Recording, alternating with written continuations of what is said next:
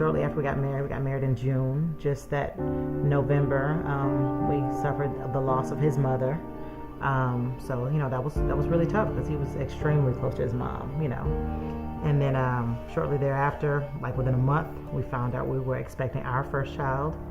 So that was extremely exciting.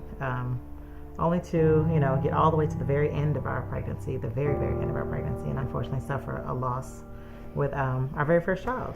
So it was very difficult within just the first year. You know what I'm saying? First year, we had just made a year anniversary when we suffered the loss of him. Just shortly thereafter. So we've had quite a few challenges. Up until then. I would say to anybody who may be suffering right there with just leaning on their Christianity and or trying to understand it all, I definitely think that grieving class was very essential in our process to move forward.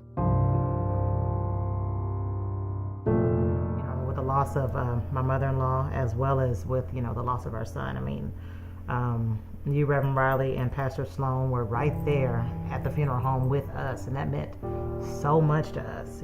Just to come there, still being fairly new members of the church, to come there with us and grieve the loss of our son. The actual the leading pastor, an associate pastor, right there along with us. That meant a lot to us. So, I mean, it's been a difficult ride, but it's been good because we've had each other, we've had y'all to check in and to check on us and make sure the Melvins are still holding on and still good and all that good stuff. I'm just grateful for the things I have. I have my family, health, and that's a start.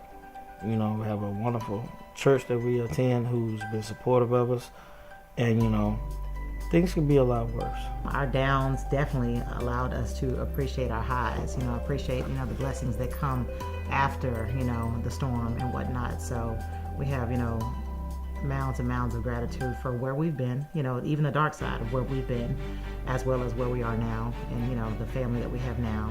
And so we're good.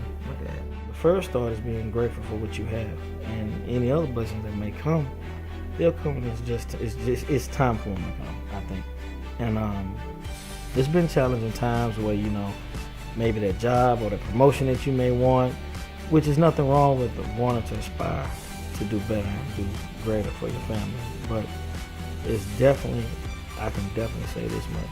I'm grateful for what I do have. My hairstylist, who's also a member of the Luke, she gave us the name because we were bouncing around names, and she said, "What about Seth?" And I was like, I like that. So I took it home to him, and he was like, "Yeah, I like it. Let's think about it." And I didn't tell anybody about the name for quite some time, and eventually I told an older coworker, and she was like, "Oh, a biblical name." I was like, "Huh?" And she gave me the whole rundown of what Seth meant. And that's the third son of Adam and Eve, and or some may call him, the replacement son. So nonetheless, he's our third son.